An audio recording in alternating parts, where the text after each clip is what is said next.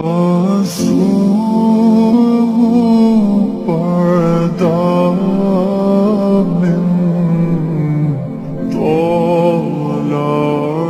بسم اللہ الرحمن الرحیم.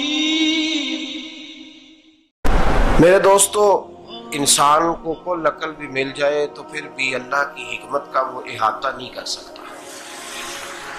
رب کریم کو زیادہ پتہ ہے کہ ہمارے لیے کون سی چیز بہتر ہے اور کون سی چیز ہمارے لیے نقصان کا باعث ہے. اللہ تبارک و تعالی کی حکمت یہ چاہتی ہے کہ میرے بندے پریشان نہ ہوں.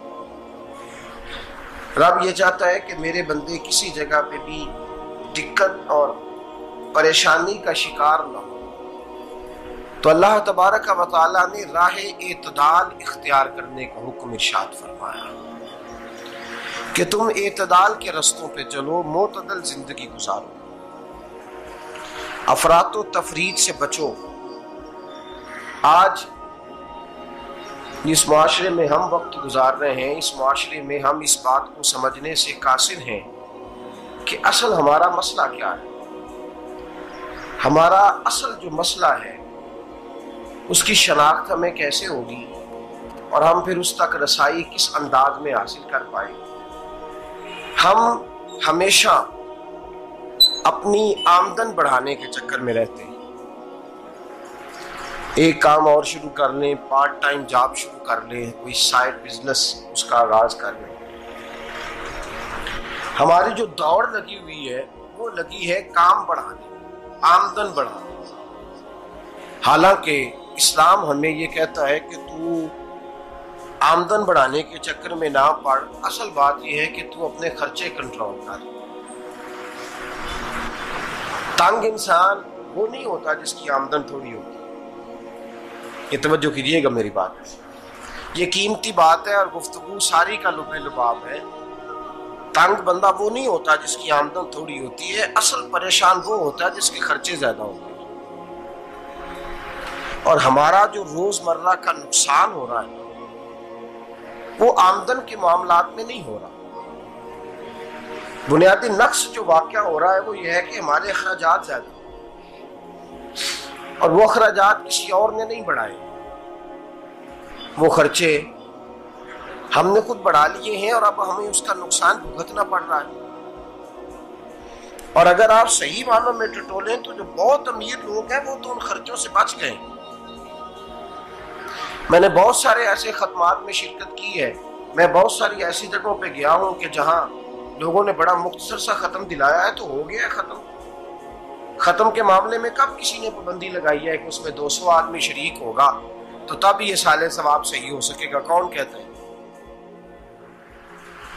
یا شادی کے موقع پر اگر سارے بہن بھائیوں کو نہ بلایا گیا تو میری شادی پایہ تکمیل تک نہیں پہنچے گی، اس میں برکت نہیں ہوگی. یہ کس نے فتویٰ دیا ہے؟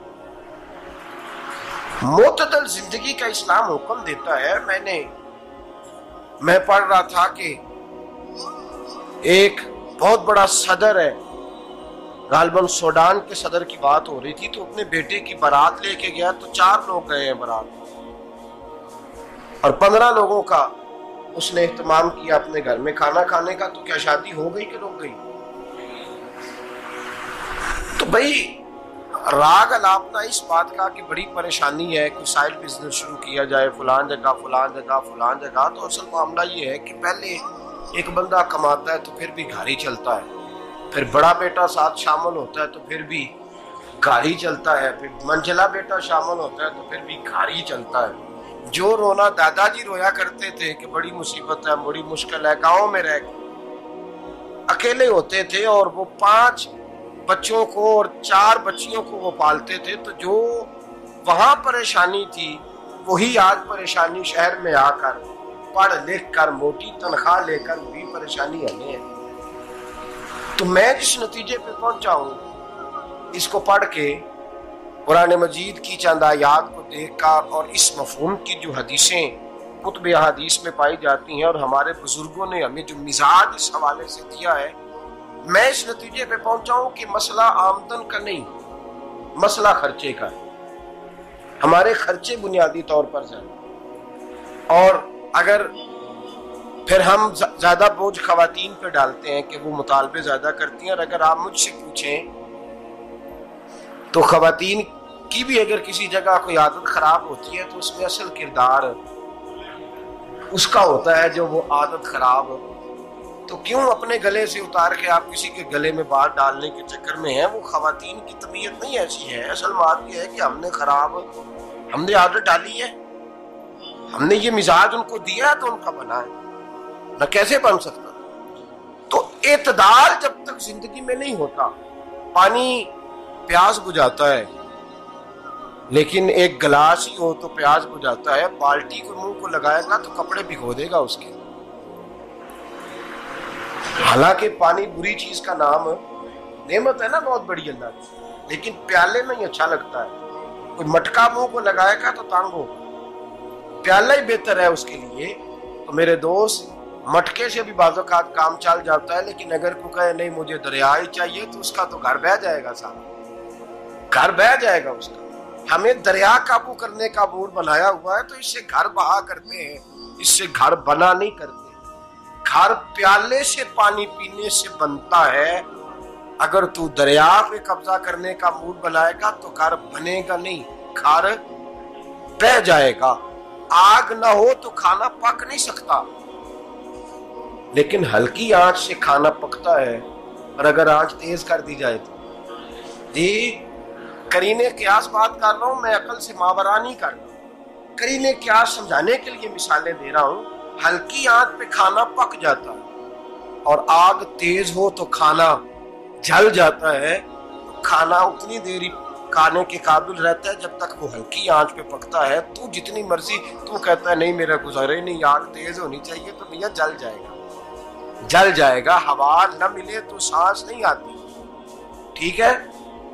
آکسیجن نہ ہو تو سانس ہے، ہوا نہ چلے تو گزارا نہیں ہوتا. لیکن اگر تیز چلے نا،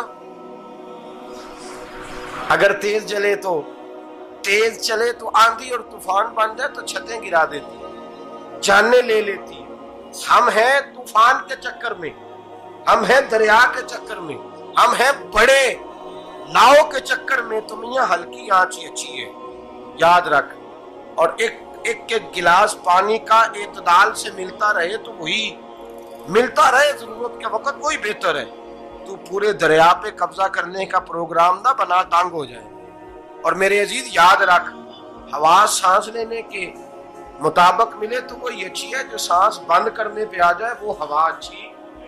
ہم نے چکر چلا لیا ہے کہ زیادہ پیسہ، راتوں رات پیسہ، لمبا پیسہ، یہ پلاٹ بھی میرا، وہ پلاٹ بھی میرا، گجرانوالا بھی، گجرات بھی، لالا موسیٰ کھاری اور پنڈی تک جہاں میں جاؤں میرے نام کی تختیاں لگی ہوئی ہونی چاہیے.